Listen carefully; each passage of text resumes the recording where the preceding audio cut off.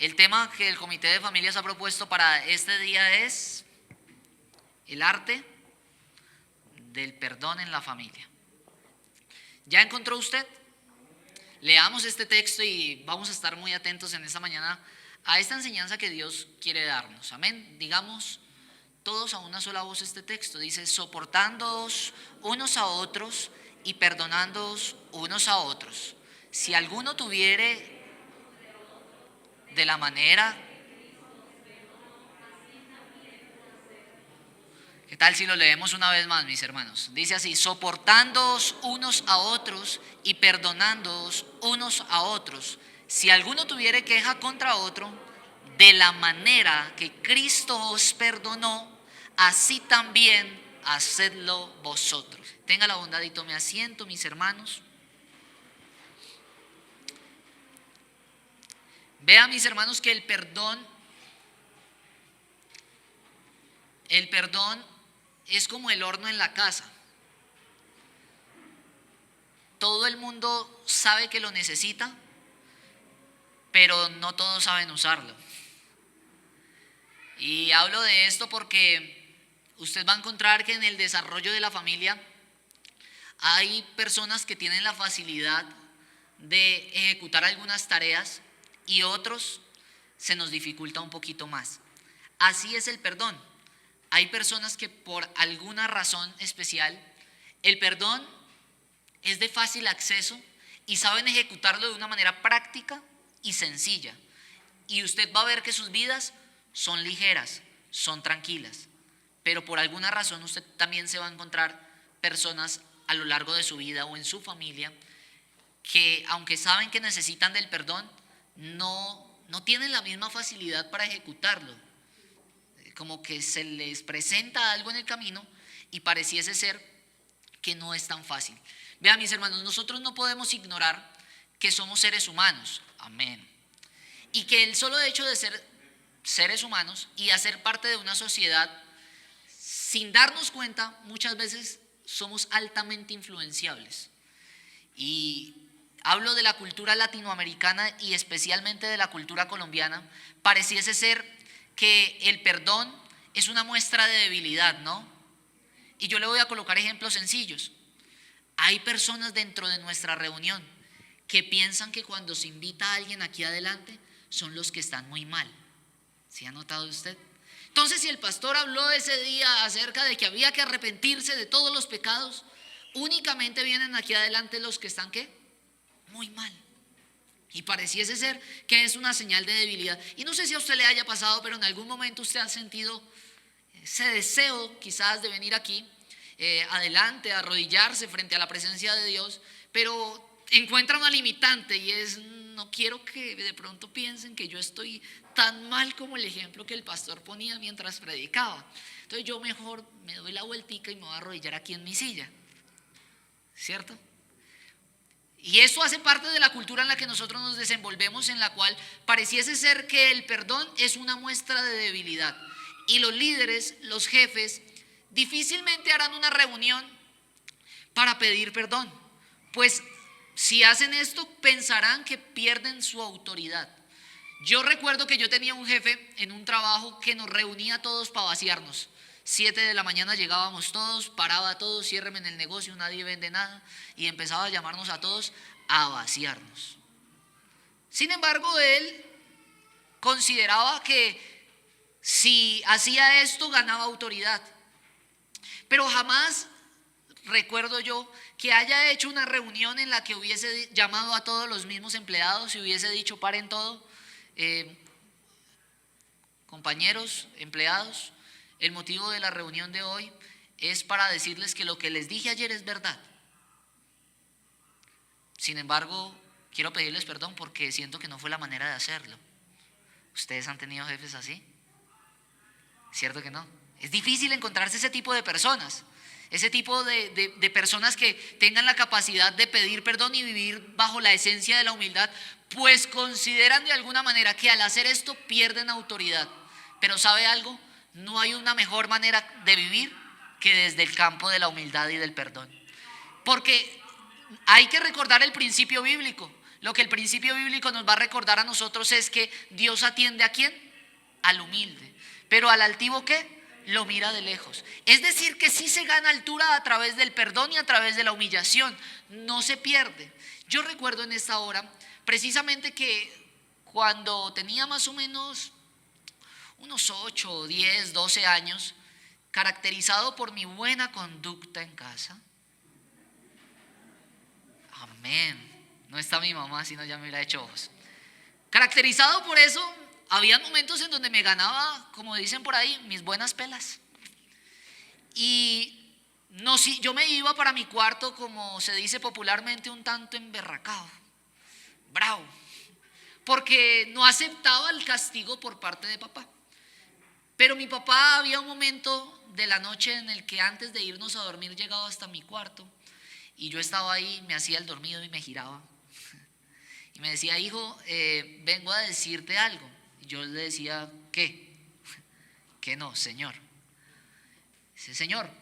Y entonces él en ese momento me decía: hijo, yo si te tuviese que volver a castigar lo haría. Sin embargo, he venido hasta aquí a pedirte perdón. Y yo decía: Dios mío, ¿para dónde va? Si yo me merecía el castigo, no me pida perdón. Sin embargo, él me decía: yo he venido a pedirte perdón porque si en algún momento tú pensaste que el castigo era para destruirte, quiero que elimines esa razón de tu cabeza y entiendas que el castigo era para corregirte. Y me pedía perdón. Y él tenía todo el derecho de castigarme, ¿no? Todos nos lo merecíamos en algún momento. Sin embargo, eso hacía que el respeto por papá se elevara.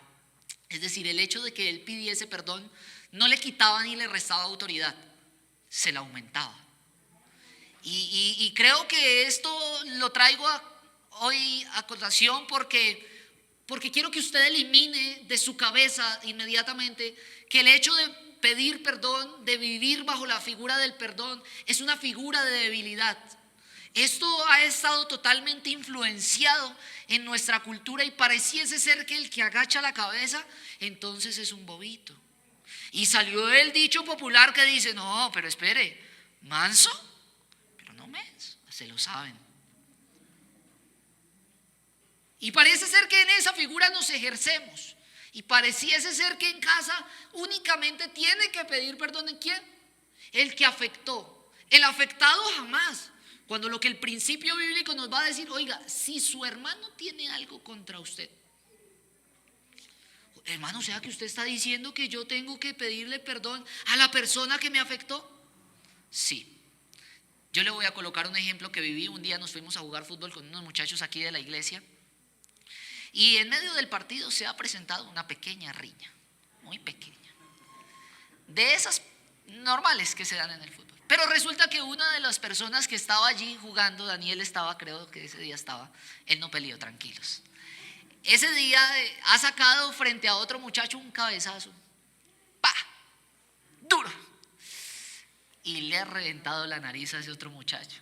Dios mío bendito, eso fue una cosa espantosa. Pero allá no quiero llegar yo. Lo que quiero contarle a usted en esta mañana es que ese muchacho al que se le reventó la nariz, ese día, días después, llegó a la casa del que le había pegado el cabezazo a tocar a la puerta. Imagínese usted, al ver a la persona que días antes usted le pegó, tocar a su puerta. ¿Qué se imagina usted? Uy, aquí se armó. Se va a armar la pelea, porque la conducta colombiana es esa. Hay que estar a la defensiva. Y si me cerró, verá que yo lo alcanzo y lo cierro otra vez. Y si me pisó, ay, pues yo soy cristiano, pero yo no me dejo. Y si me toca pisarlo más duro, pues lo piso. Y dicen algunos: y esta mano se me quedó sin bautizar. Y sacan una cantidad de historias en las que pareciese ser que se quiere validar la venganza. Pero no es así. Ese día ese muchacho tocó a la puerta y el otro, de una vez un poquito coaccionado, hizo como: ¿qué pasó acá? Si nos toca, nos toca. Y el muchacho dijo: no, yo simplemente vine esta mañana para pedirle perdón. Pero si yo fui el que le pegué. Sí, pero quiero que me perdone porque quizás algo hice yo que le afectó a usted y por eso usted me pegó. entonces perdóneme. Y se solucionó el problema. Porque hay cosas en la vida que, créame, hoy no serían problemas tan grandes si tan solo se hubiese manejado el perdón. Por eso yo quiero que en esta mañana miremos algunas herramientas que me encontré en la Biblia acerca del perdón. Y quiero que usted me acompañe, por favor, directamente al libro de Génesis. Y vamos a estar ubicados en el capítulo 25. Vea, mi hermano, hay una época en la Biblia que se llama la época patriarcal o de la promesa. Se conoce como una dispensación o un periodo de tiempo en el que Dios trató con un grupo de personas. Nosotros hemos normalmente tenido un acercamiento a la Biblia desde un campo netamente espiritual y teológico, pero si salimos un poquito de esa área, vamos a encontrar que la Biblia es un libro lleno de conflictos familiares. Esa es la verdad.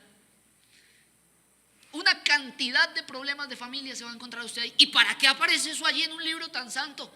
Para que usted y yo aprendamos y hoy no nos suceda lo mismo. Así que hay que tomar como ejemplo este tipo de situaciones familiares, porque la historia del Antiguo Testamento es la historia de una familia que rechazó a Dios y que ojalá a usted y a mí no nos suceda. Pero el conflicto que se va a presentar allí es un conflicto familiar. Y me he encontrado un proceso acerca del perdón que quiera Dios que alguien en esta mañana pueda llevar a cabo a su vida. Capítulo 25 usted va a encontrar que hay un hombre llamado Isaac con su mujer llamada Rebeca, que el producto de su amor ha terminado en un precioso embarazo. ¡Qué bendición! Estos dos personajes se han amado profundamente y resulta que venían allí adentro dos muchachitos y se había dado un mensaje con anterioridad y era que dos naciones estarían divididas dentro de ella, dentro de Rebeca, desde las entrañas. Y se ha presentado un conflicto que pudo haberse minorizado si los papás y si los hijos hubiesen adoptado lo que Dios quería para ellos. Sin embargo, la conducta de ellos los va a llevar a meterse en problemas gigantescos. Verso 24 del capítulo 25 del libro del Génesis, yo les voy a leer lo que dice. Dice, cuando se cumplieron sus días, hablando de Rebeca, que ya tenía el tiempo para ¿qué? Para dar a luz, sus días para dar a luz, he aquí habían ¿qué? Gemelos en su vientre. Hay otra versión que dice como mellizos, porque habían diferencias corporales entre ellos. Entonces se habla de esta forma. Siguiente texto, por favor. Y salió el primero como rubio, y era todo ¿qué? Velludo como una pelliza, y llamaron su nombre Esaú. Siguiente texto.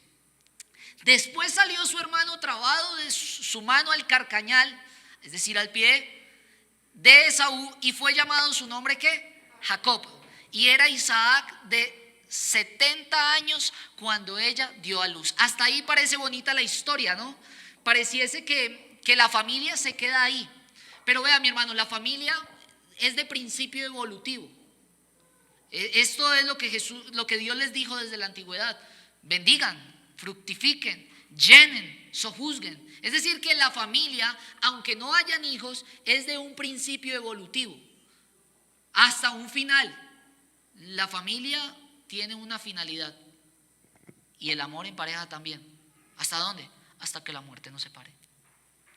Es decir que, y lo digo con mucho respeto, ese anhelo de querer llegar al cielo, a encontrarse con algún familiar, tiene que ser analizado mejor, porque en el cielo lo más importante es Jesús, y Él debe ser su prioridad por llegar allá. Si usted se añadió a la salvación por querer llegar a encontrarse con un familiar, pues el tiempo para haber disfrutado de Él era mientras usted estaba en vida. Después de eso no. Así que esta familia tiene un carácter ¿qué? De evolución. Y este problema que parece sencillo, cosas de niños que llaman. Si se ha encontrado usted con, déjelos que son ¿qué?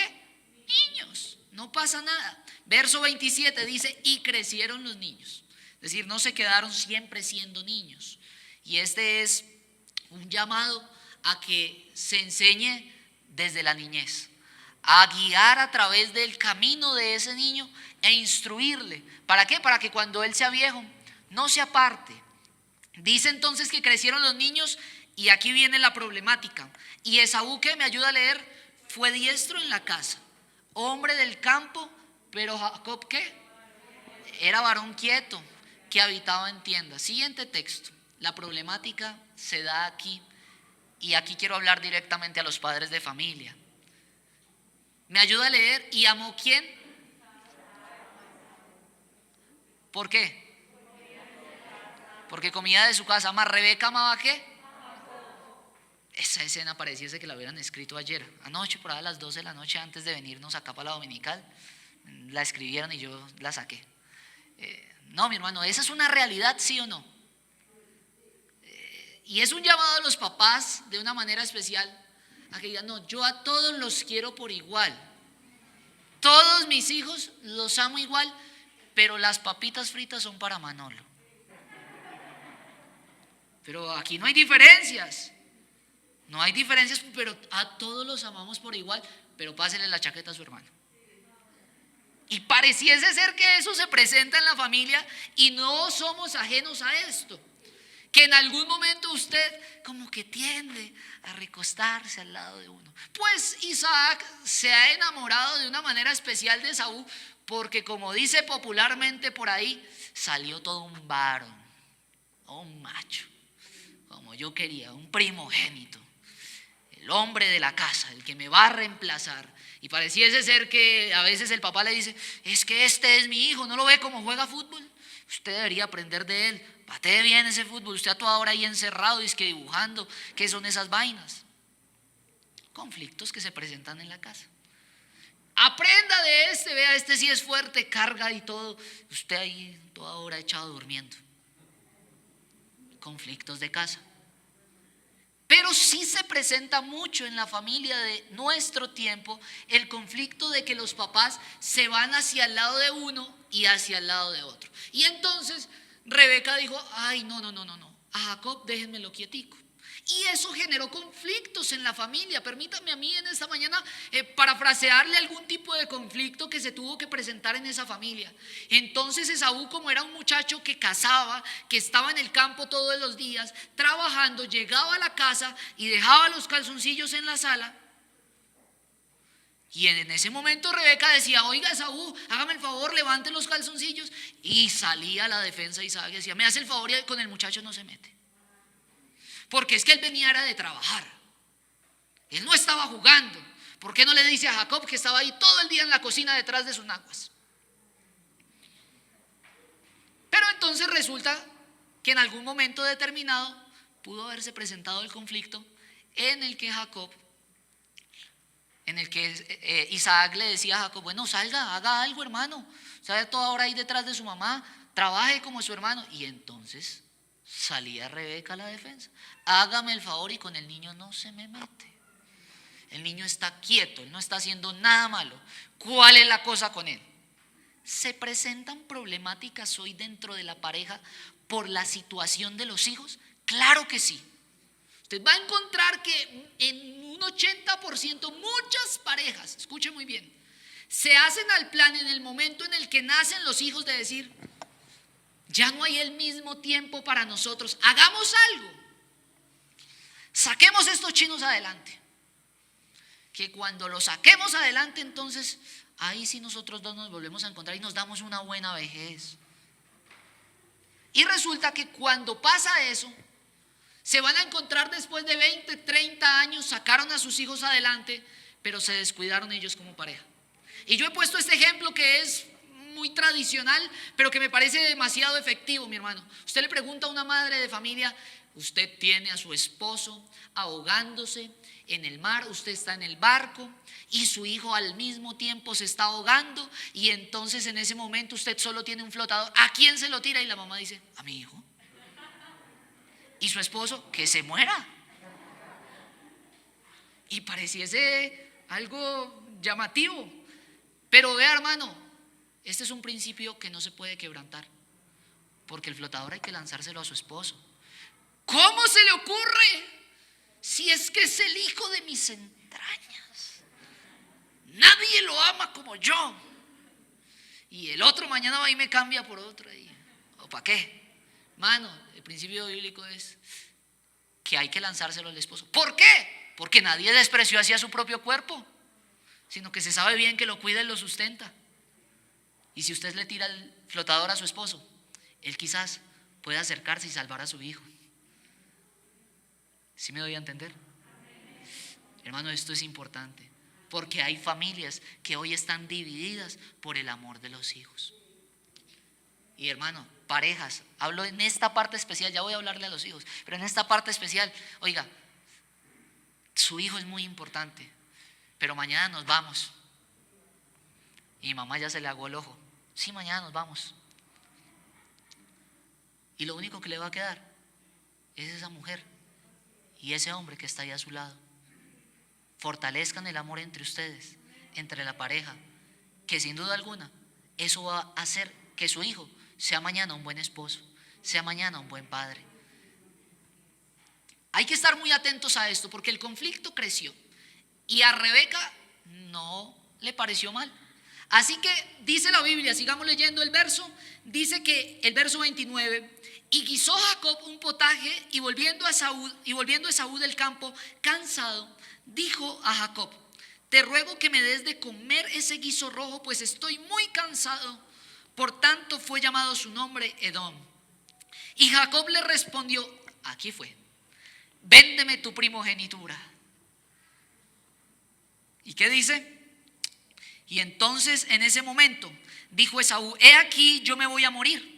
¿Para qué pues me servirá la primogenitura? Este tipo de conflicto se genera cuando no se le da a cada quien el rol en la familia, cuando se le quiere colocar en posición a otro que no le pertenece. Y esa razón va a llevar a que se genere un conflicto y a que el hijo menor, en este caso Jacob, desconozca su responsabilidad, su papel, su rol, y a que el otro menosprecie lo que Dios le ha dado. Esto es lo que pasa cuando a uno de los hijos se les da más favoritismo que a otro, que el uno se vuelve un muchacho malcriado, que cree que todas las cosas que tiene es porque se las merece, es porque es un derecho, y el otro entonces llega a querer usurpar lo que le pertenece a su hermano. Hay que tener mucho cuidado con esto, porque este tipo de conflictos familiares son los que están visitando a la familia de este siglo XXI.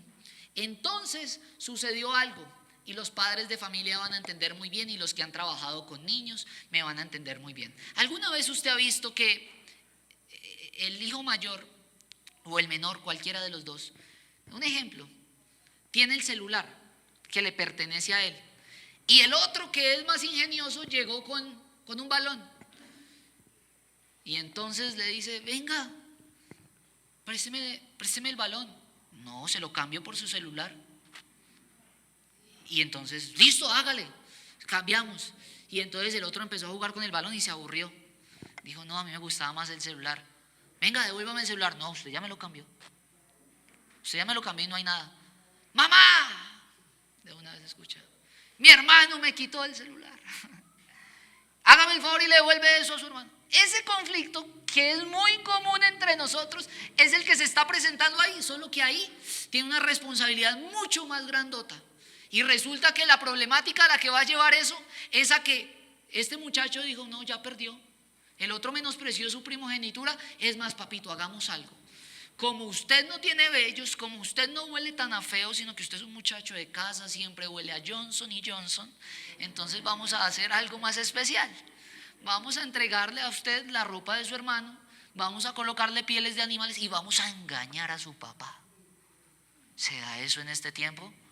Tome, le doy esto, pero no le diga nada a su papá. Tome, pero si su mamá le pregunta algo, usted no sabe nada. Y de mañana se pregunta: ¿y dónde aprendió ese muchacho a decir mentiras? ¿Aló? Claro, pues en casa. En casa. Y entonces resulta que yo quería llegar a este punto porque hay una excusa que están tomando hoy los muchachos. Yo se lo digo porque a diario me encuentro eso trabajando con jóvenes. Y es que muchos de los jóvenes que hoy están haciendo carrera en la llamada comunidad LGTBI de la ideología de género, dicen como excusa, ojo, como excusa, porque nada de eso sustenta, porque como al principio varón y hembra los creó, pero la excusa que usan es que mi papá se llevaba a mi hermano a jugar fútbol y yo me quedaba y me iba a hacer las uñas con mi mamá, entonces yo me di cuenta que era una mujer. Esa es la excusa que están usando. Y están diciendo es que como yo me iba a ir a comprar bolsos con mi mamá, entonces y a lolear, entonces yo me empecé a dar cuenta que yo no era como tan hombre. ¿Todo por qué? Por estar más al lado de uno que del otro. Quiera Dios que nosotros, los que mañana seremos padres de familia, y ustedes que tienen hoy la responsabilidad, podamos llevar un trabajo equilibrado. Y hermano, y si alguno tiene falta de sabiduría en esta mañana, yo creo que puede pedírsela a Dios, el cual la dará abundantemente, hermano, y sin reproche. Que es que mi hijo se me salió de las manos y no sé qué hacer. Hermano, Dios puede dar la sabiduría para guiar a esos muchachos, a esas señoritas, por el camino del Señor. Yo sigo creyendo en que Dios puede levantar familias especiales. No sé usted, pero yo sí. Vea, mi hermano, ese problema se va a ir mucho más allá, y es que ahora la escena se va a ir a enfocar directamente a Jacob.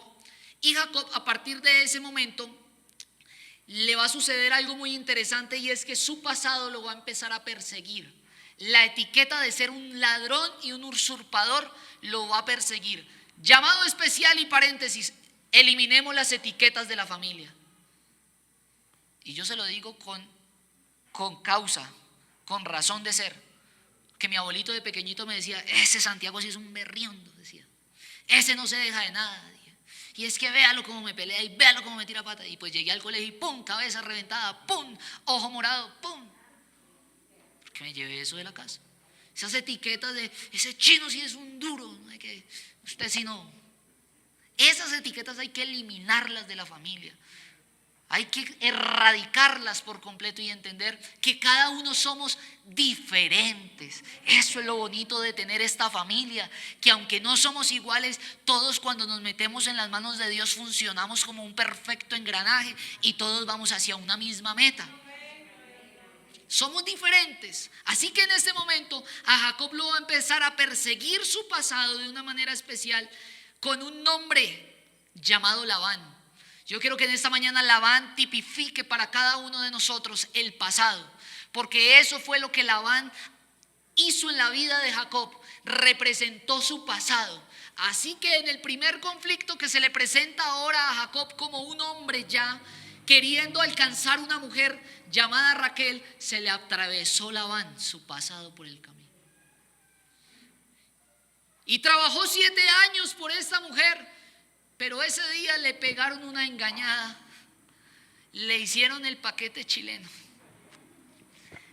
Y se acostó entonces Jacob borracho, porque se había dejado llevar por la embriaguez. Y al otro día abrió sus ojos y Raquel no estaba por ahí. ¿Y dónde está Raquel? ¿Qué pasó? No estaba Raquel, estaba Lea. Y como que su pasado le empezaba a tocar a la puerta y a decirle: ¿te acuerdas que eras un engañador? Pues todo lo que el hombre sembrare, eso recogerá. Y como que Jacob empieza a decir: ¿y por qué? ¿Quieres a Raquel? Claro que sí, fue por esa por la que trabajé. Trabaja la semana que toca por ella.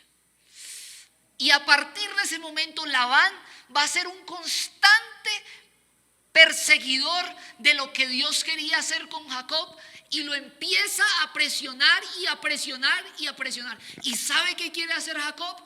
Como aprendió la conducta de evadir su responsabilidad, ahora ya parado como un padre de familia, como un señor de la casa, quiere hacer exactamente lo mismo. El mensaje que hoy muchas veces visita nuestra vida: estamos en un problema económico, estamos en un problema sentimental, en un problema en la iglesia. Decimos: uy, yo quisiera cerrar los ojos y despertarme en una isla tomando una limonada fría.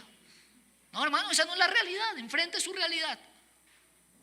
No, pero es que yo, oye, es que estoy cansado de estar aquí. ¿Por qué? Trágame tierra y escúpeme en una isla, dicen algunos. Escúpeme, sí, en San Andrés. Y todo, ¡qué delicia! No, hermano, eso no es una buena conducta. Está llevando a las personas a evadir su responsabilidad, su realidad. La realidad es que tenía una problemática. ¿Y sabe qué hizo Jacob? Dijo, me cansé. Y cogió sus chiritos, cogió sus mujeres, cogió sus niñas y nos fuimos. Apenas se quede dormido Labán, nos escapamos. Y agarraron viaje a medianoche. Pero como Labán es el pasado, arrancó a perseguirlo. Hombre, y lo alcanzó. Y sabe, a mí me da tristeza esto, porque esta es la fecha en la que yo me he encontrado cristianos a los que por alguna razón su pasado no los suelta y los persigue y los persigue y los persigue, y ellos quieren huirse, y en esta época saltan de congregación a congregación. Y entonces la problemática que no aprendieron aquí en Kennedy, ay, no me aguantes, me voy para otra congregación. Allá te va a alcanzar. Te va a alcanzar. Y tú necesitas enfrentar tu realidad. Y aquí es donde empieza el recorrido del perdón, mi hermano. Porque el primer punto para poder perdonar es enfrentar tu pasado y hacer las paces con él. ¿Sabe qué pasó? Jacob salió y lo alcanzó Labán.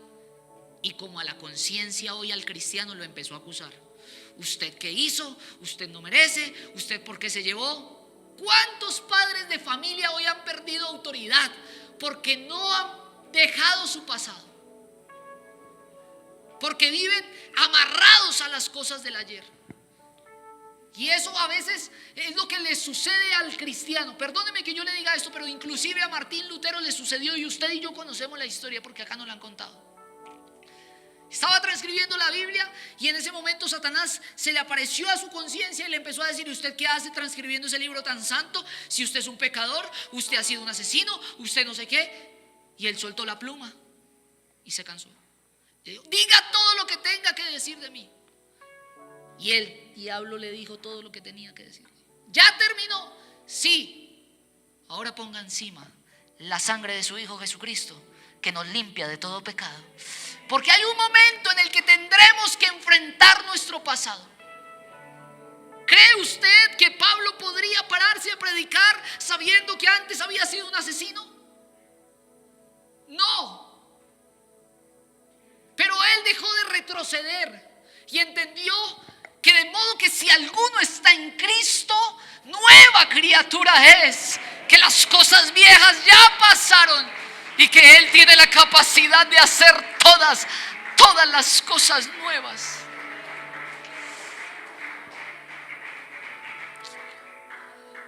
Escúcheme muy bien, porque capítulo 31 del Génesis, verso 36, deje que aparece aquí en la pantalla y lo leemos. Jacob se cansó de que su pasado lo persiguiera y lo acusara. Verso 36 del capítulo 31 dice así: entonces Jacob se enojó y riñó con Labán, enfrentó su pasado y le dijo: ¿qué transgresión es la mía? ¿Cuál es mi pecado para que con tanto ardor hayas venido a mi persecución? Pues que has buscado entre todas mis cosas y que has hallado de todos los enseres de tu casa. Ponlo aquí delante de mis hermanos y de los tuyos y que juzguen entre nosotros. ¿Sabe qué le estaba diciendo Labán a Jacob? Que era un ladrón, que se había robado unas cosas. Y otra vez el pasado, diciéndole: Jacob, usted no merece nada diferente. Usted toda la vida va a ser un ladrón.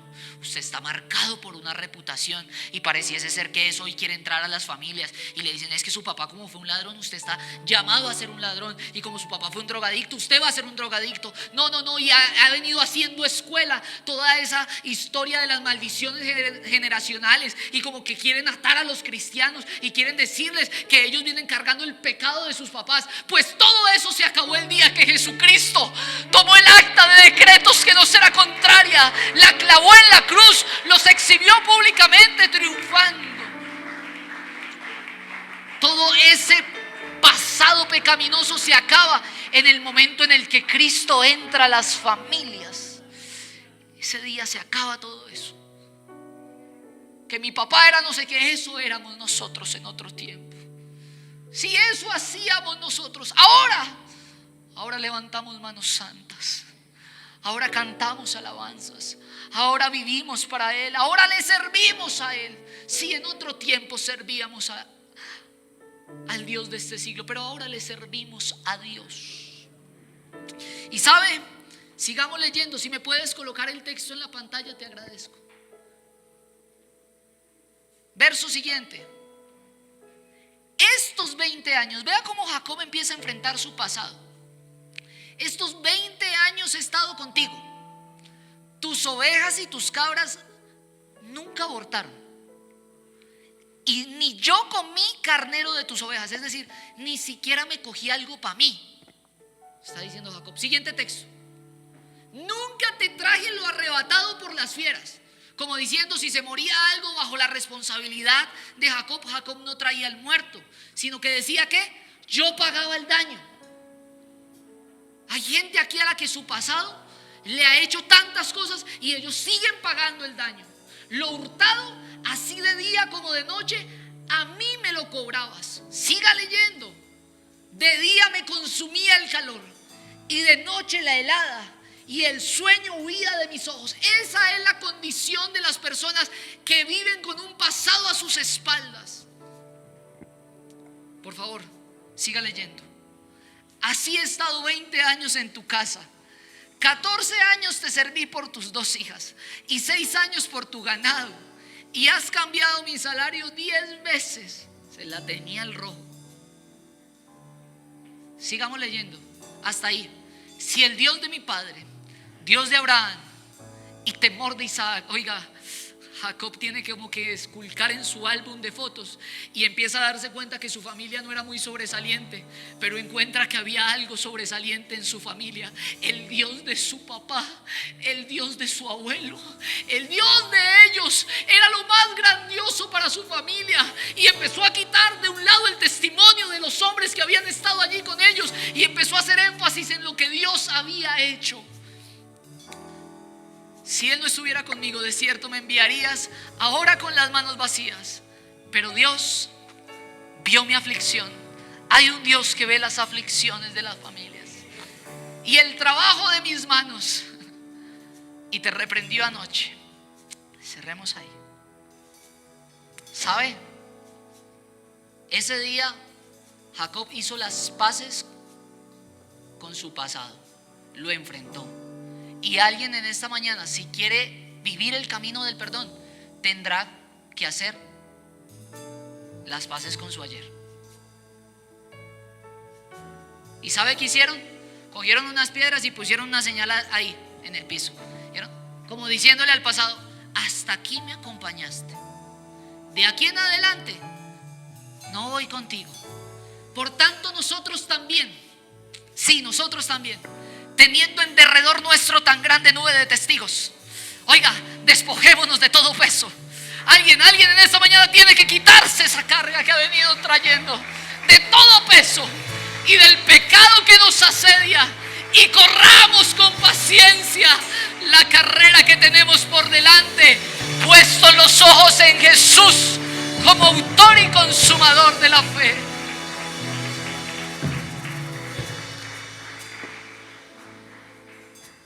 Hasta hoy me acompañas. Alguien va a tener que decirle en esta mañana a su pasado: hasta aquí me acompañaste, nunca más me vas a volver a alcanzar. Y si un día visita tu conciencia, muéstrale tu credencial de redimido. Dile: yo ya no vivo yo, Cristo vive en mí, y lo que ahora vive mi familia lo vive en la fe del Hijo de Dios.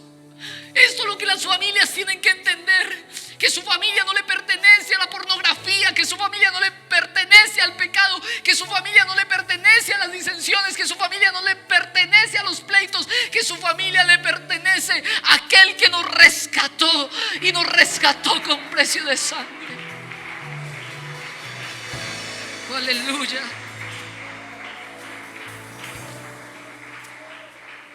¿Sabe qué hace después de eso Jacob? Porque él sigue el proceso del perdón. Y después de eso él se encuentra con que no tiene las herramientas para enfrentar lo que se le viene. ¿Y sabe qué hizo él? En la siguiente escena del otro capítulo usted va a encontrar, para resumirle, que Jacob se mete en oración y empieza a decirle al Señor: Señor, ayúdeme a que cuando yo me encuentre con mi hermano, con el que empezó todo el conflicto, se acabe el problema. Y le dije a usted al principio que había gente que no se le facilitaba perdonar. Pero cuando nos metemos en Dios y entendemos que de la manera en la que Él nos perdonó, así también necesitamos hacer con los demás. Y que si usted tiene que renunciar a lo que sea, tendrá que hacerlo, pero tiene que meterse en la oración. Es decir, mi hermano, nadie va a alcanzar el perdón si no se mete en oración. Yo espero que eso le quede muy claro a alguien en esta noche. Usted está esperando que como que le llegue del cielo. No, eso no va a pasar. Tienes que cerrar tu cuarto y empezar a hablar con Dios. Y tu Padre, que te ve en lo secreto, te va a recompensar en público. Pero necesitas hacerlo. Seguida a esa escena, usted va a encontrar que ahora Jacob tiene una identidad diferente. Es decir, tiene al menos una capacidad moral. Pues se le aparece el ángel del Señor. Y ahora Jacob no agacha la cabeza y dice: aquí está el ladrón. No. Sino que sale al frente y le dice: Señor, si no me bendices, no te vas. Necesitamos eso. Padres de familia, madres de familia, que cuando ustedes crean que se les salieron de las manos sus hijos, que no hay nada para hacer, que la familia va rumbo a la quiebra, hay una bendición de Dios que es la que enriquece y no añade tristeza con ella. Hay una bendición de Dios que puede restaurar hogares. Hay una bendición de Dios que puede hacer hijos rebeldes, hijos dóciles. Hay una bendición de Dios que puede hacer que un padre que ha abandonado a los hijos regrese. Hay una bendición de Dios que puede convertir a un hombre mujeriego en un hombre fiel. Hay una bendición de Dios que puede hacer de una mujer inconforme en una mujer alegre. Hay una bendición de Dios más grandiosa. Jacob está ahora allí porque sabe que esto no se logra sin la bendición de Dios. Perdóneme, pero las herramientas pedagógicas y psicológicas, con todo y lo bueno que sean, están mandadas a recoger. Hay un momento en el que todo eso se queda cortico y solo la presencia de Dios es lo que puede hacer que un corazón de carne de piedra se transforme en un corazón de carne. Que no es con ejército, no es con espada, sino con mi Santo Espíritu, dice el Señor. Familias, hay unos que confían en carros, hay otros que confían en caballos, pero nosotros, del nombre de Jehová nuestro Dios, en esta mañana tenemos memoria.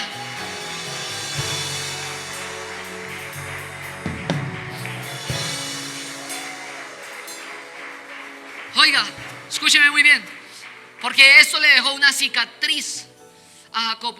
Jacob quedó con lo que nosotros conoceríamos hoy como una displasia de cadera, más o menos. Me corrige si estoy mal. Ha sido desprendida una parte de él y ahora Jacob no camina normalito. Ahora Jacob va renco. ¿Sabe, papá y mamá? Deje de esconder las cicatrices de sus hijos. A veces nos montamos en unos papeles que no nos quedan. Yo nunca hice eso. No, cuéntele la verdad a su hijo. Muéstrele las cicatrices que usted tiene. Pues usted y yo hoy somos lo que somos por la gracia de Dios y por los errores que hemos cometido. Dígale: sí, papito, me equivoqué. Mire, y me quedó esto, pero Dios fue tan bueno conmigo que hoy llevo en mi cuerpo las marcas del Señor Jesús. Muéstrele a su hijo sus fracasos. No se los esconda. El Señor jamás escondió su llaga. Es más, su llaga, por esa llaga fuimos nosotros curados. No la esconda. Siguiente escena. Y con esto vamos a empezar a cerrar. Jacob ahora camina rumbo hacia el perdón, a encontrarse con su hermano. Y yo sé que usted se sabe esta historia, pero yo espero que usted esté entendiendo la palabra, mi hermano. Va camino frente a su hermano y apenas ve que Esaú se está acercando, ya le había dicho a toda su familia, a todos, porque es una responsabilidad de todos. El perdón no recae solo sobre papá, no recae solo sobre mamá, es de todos la responsabilidad. ¿Y sabe? Apenas Esaú se va acercando, Jacob les dice: bueno, muchachos, ¿cómo lo ensayamos? Y bajó la cabeza y se arrodilló. Y cuando Jacob se inclinó su esposa, se inclinaron los hijos, porque el perdón se da cuando alguien agacha la cabeza. Pero vivimos con esa conducta de: yo no voy a pedirle perdón, que me lo pida él fue el que me afectó. Hermano, por favor, pida perdón, agache la cabeza. Y vea, yo le voy a contar esto. Quizás usted ya sabía, pero la primera vez que yo peleé con mi esposa en la casa, bueno, pelear es un decir, discutimos, fue porque yo no apagaba la luz del baño. Entonces, pues obviamente me gané mi vaciada. Y yo le peleé ese día y le dije: no, es que no me tienes que hablar así. Y nos hablamos fuerte. Y ella se fue a su cuarto a dormir. Y yo dije: ¿y aquí qué pasó? Y ella: ¿por qué se va a dormir? Y me fui para su cuarto y le dije: ¿tú qué estás haciendo? Dormir, ¿no? No, tú no se vas a dormir, porque en esta casa nadie se va a ir a dormir hasta que no nos pidamos perdón. Yo con la última persona con la que quiero hablar es con usted. Pues te va a tocar hablar. No. Y yo cuento esto con permiso de mi esposa, y porque sé lo que Dios puede hacer en una familia.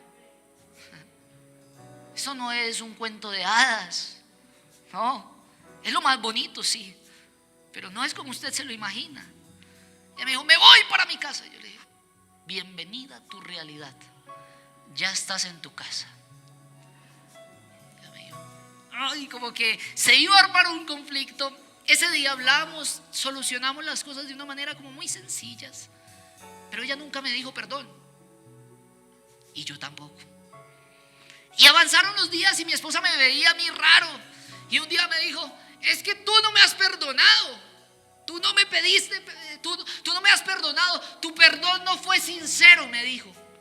Y yo le dije: pero es que tú nunca me pediste perdón. Hermano, a veces como que en la familia se dan las cosas por hecho, ¿no? Como que hay conflictos, nos miramos y nos sonreímos. Y perdóneme que yo diga esto, y lo digo con mucho respeto. Y en las parejas incluso. No se piden perdón, pero ya nos perdonamos, ya nos volvimos a sentar a la mesa, ya hasta nos hacemos chistes, inclusive hasta hubo intimidad, pero no hubo perdón. Alguien tiene que pedir perdón.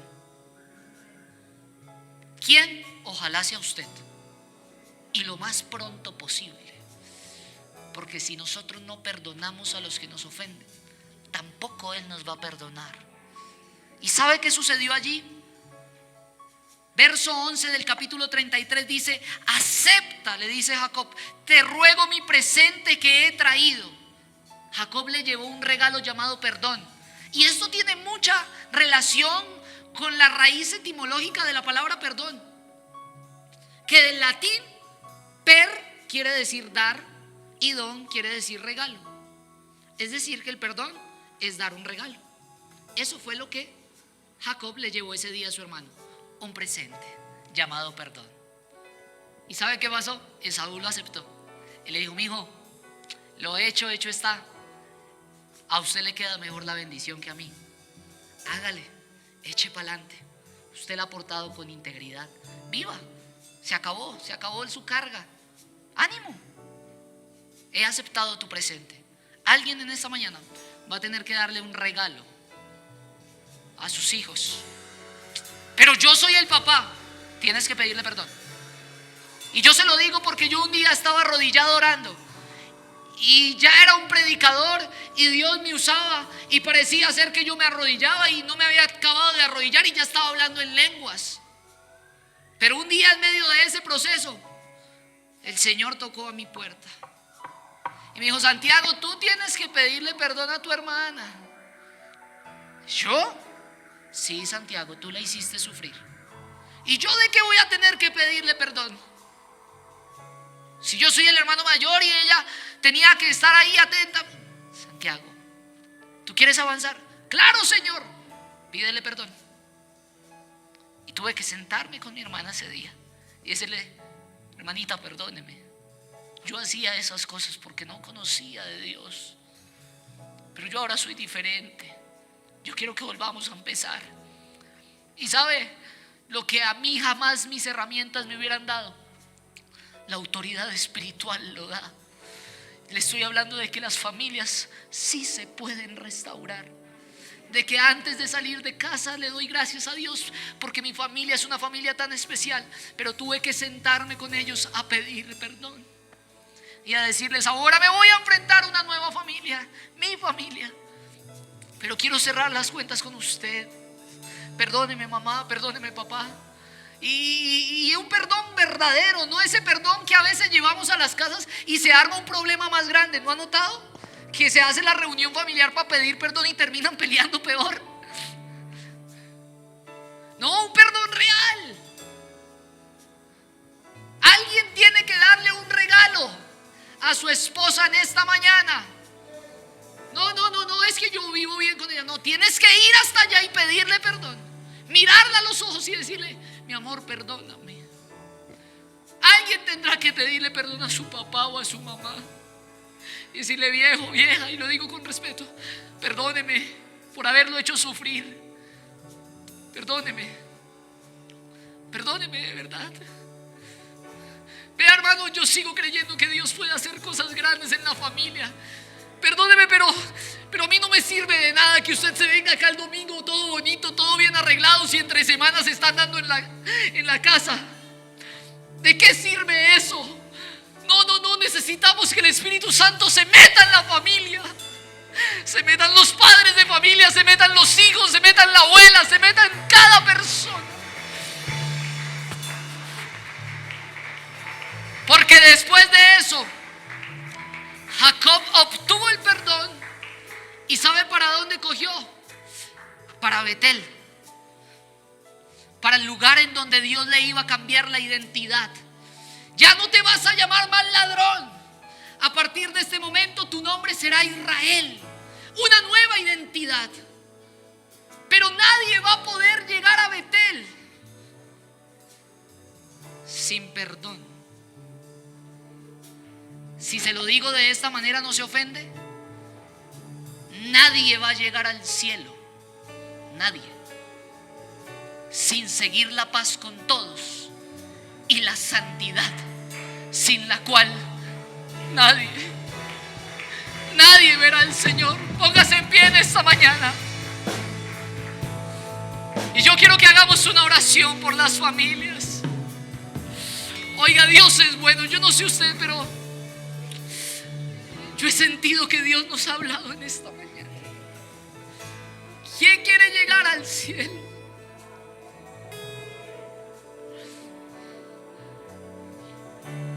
Alguien tendrá en esta mañana que enfrentar su pasado. Alguien tendrá que decirle frente a frente a su pasado: hasta aquí me acompañas. Alguien que quiera darle un regalo a alguien de su familia, tráigalo a la memoria, por favor. Y ojalá que cuando salga de aquí lo llame y le diga: perdóneme, hermano, no quiero pelear más con usted.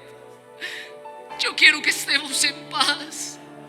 Levante sus manos, iglesia, y vamos a hacer una oración. El arte del perdón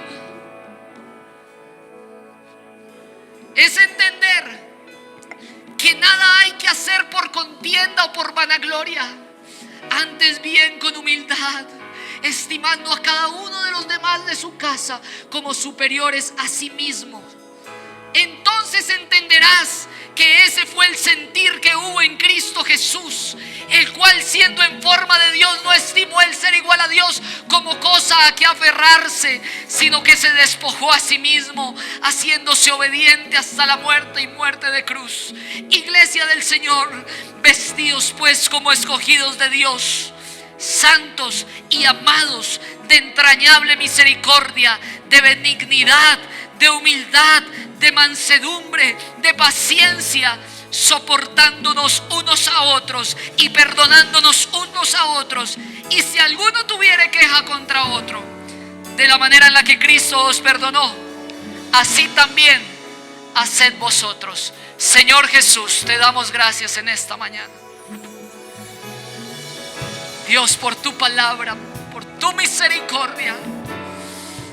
Oh Dios, yo anhelo que esta mañana el perdón inunde nuestras vidas. Que se acabe, Señor, la indiferencia entre nosotros.